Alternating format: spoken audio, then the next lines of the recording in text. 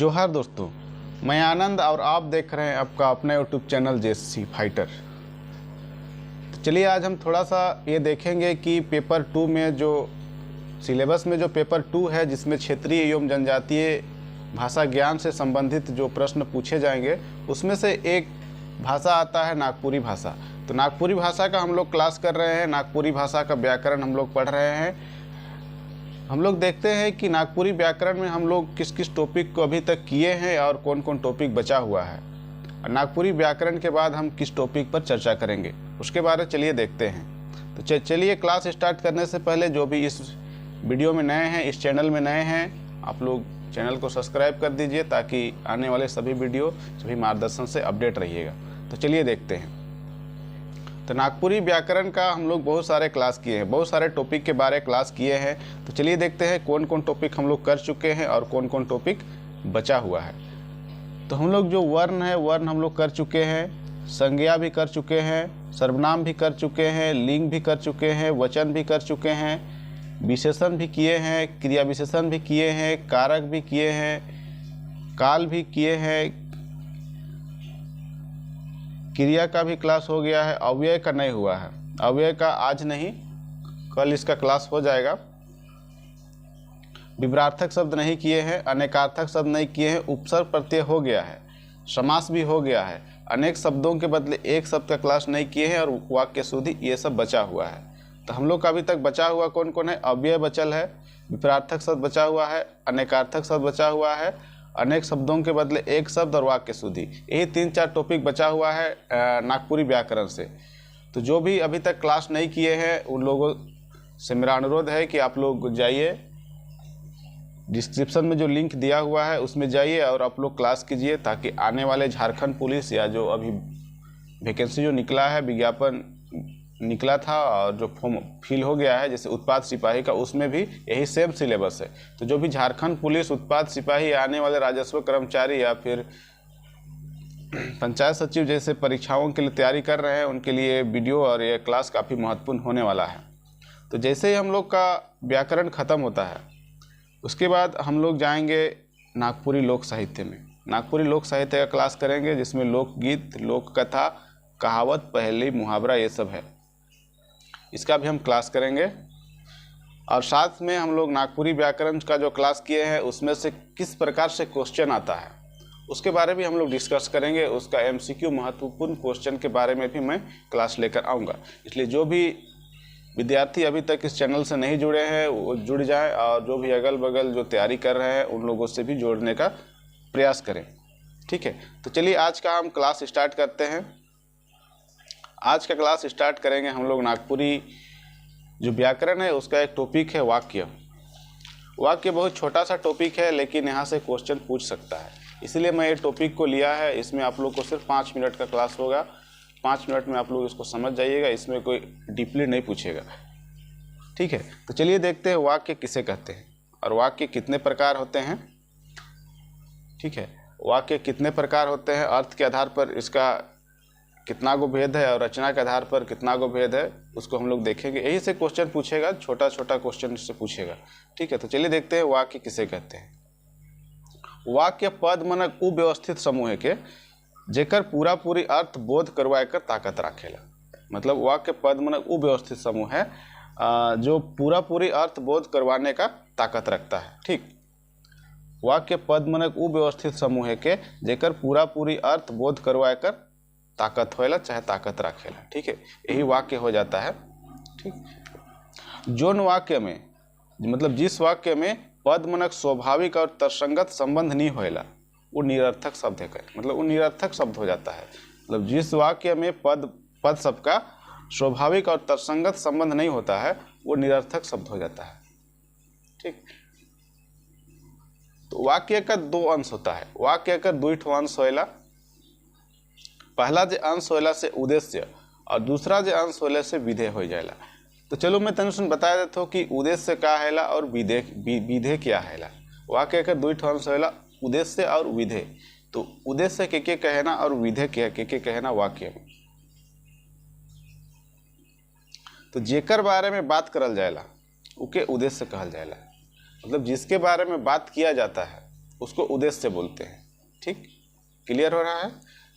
जेकर बारे में बात करल जाएला उके उद्देश्य कहना। ठीक, और उद्देश्य कर बारे में जे कोनो कहल जाएला, उद्देश्य कर बारे में जे कोनो कहल जाएला या कहल जाए उके है विधेय कहना। ठीक, यहाँ से भी क्वेश्चन पूछ सकता है कि वाक्य का कितना अंश होता है। तो वाक्य का 2 अंश होता है, उद्देश्य और विधेय। और ये भी क्वेश्चन पूछ सकता है कि जेकर बारे में बात करल जाएला उके वाक्य कर कौन अंश के, उकर में वाक्य कर कौन अंश के कहल जाए, तो उद्देश्य हो जाएला, उद्देश्य कहना। और उद्देश्य के बारे में कोनो कहल जाएला वह हो जाएला विधेय हो जाएला। चलो एगो उदाहरण से तन समझ ले ली के उ बेचरंगा का कर सकेला। उ बेचरंगा का कर सकेला, ये उदाहरण कर एक वाक्य है।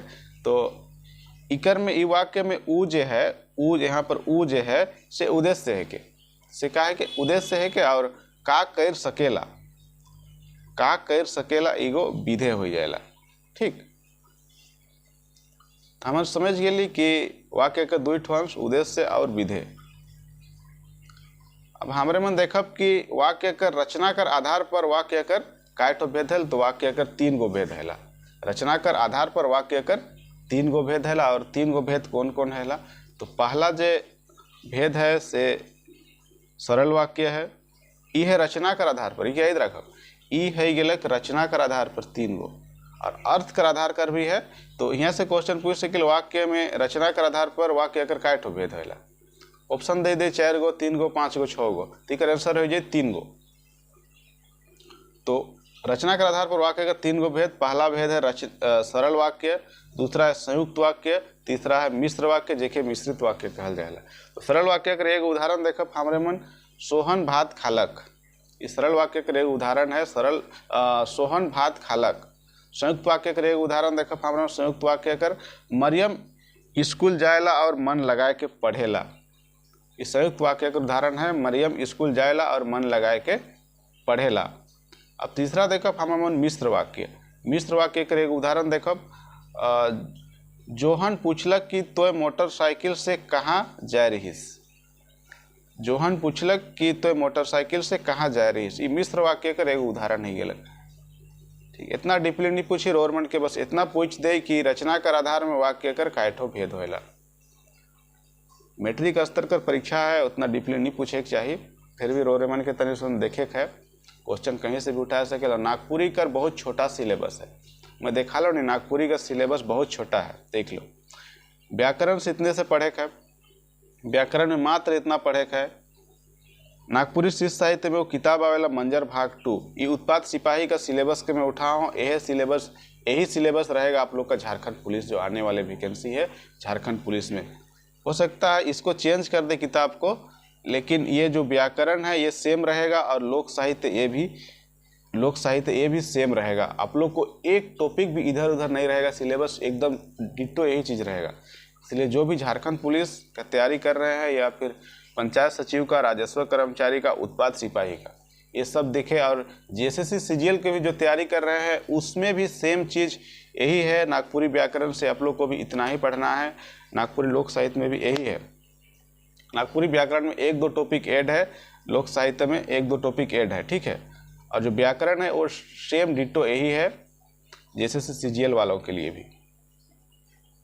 तो हम लोग देख रहे थे रचनाकर आधार पर वाक्य का भेद, ये देख लिए थे कि मिश्रित वाक्य तक देख लिए थे। जोहन पूछलक कि तो मोटरसाइकिल से कहाँ जा रही, से मिश्रित वाक्य का उदाहरण है। अब हम लोग देखेंगे अर्थ कर आधार पर वाक्य कर भेद। रचना कर आधार पर हम लोग 3 भेद देखे, 3 गो भेद देख ली। रचना कर आधार पर 3 गो है, सरल वाक्य, संयुक्त वाक्य और मिश्र वाक्य। तो अर्थ कर आधार पर वाक्य का भेद काय गो होता है, 8 गो भेद है इसका। अर्थ कर आधार पर वाक्य का 8 ठो भेद है। पहला है विधानवाचक वाक्य, दूसरा है निषेधात्मक वाक्य, तीसरा है आज्ञावाचक वाक्य, चौथा है सवालवाचक वाक्य, पांचवा है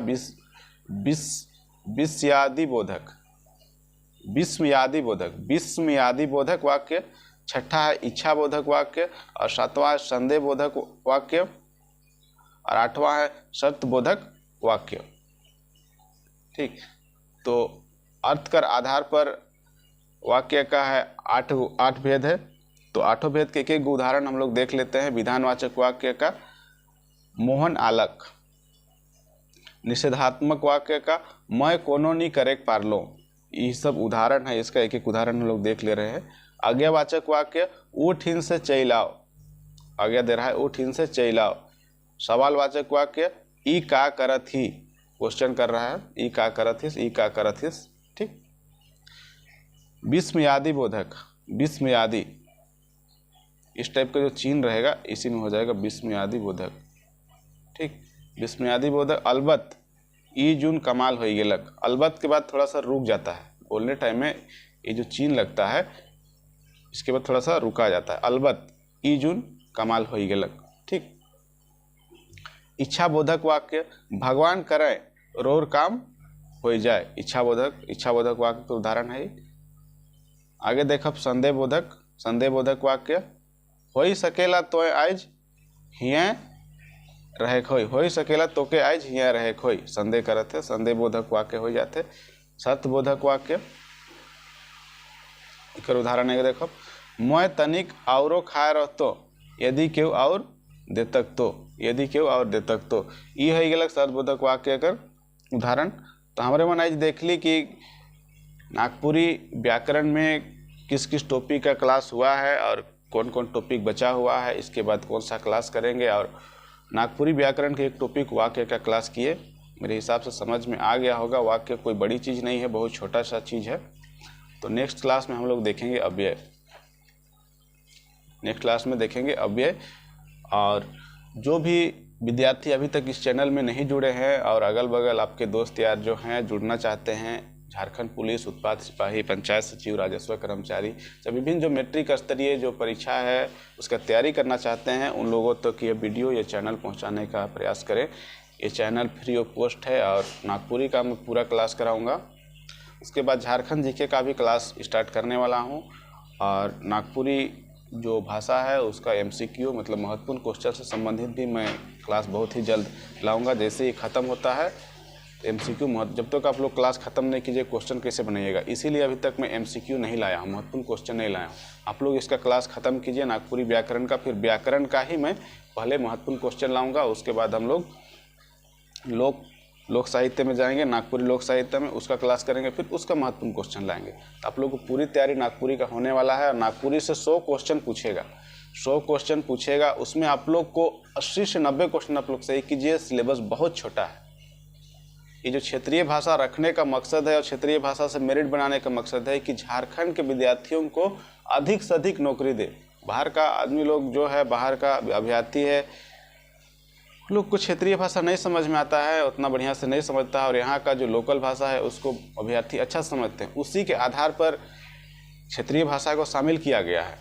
तो आप लोग अधिक से अधिक इसको तैयारी कीजिए, रट जाइए पूरा। नहीं समझ में आता है रट जाइए, लेकिन रटना नहीं चाहिए, लेकिन जिसको नहीं समझ में आता है समझने का प्रयास कीजिए और अधिक से अधिक क्वेश्चन बनाइए, इसमें गलत बहुत कम कीजिएगा। तो चलिए आज के वीडियो में इतना ही, लेते हैं आपसे विदा। धन्यवाद, जय हिंद।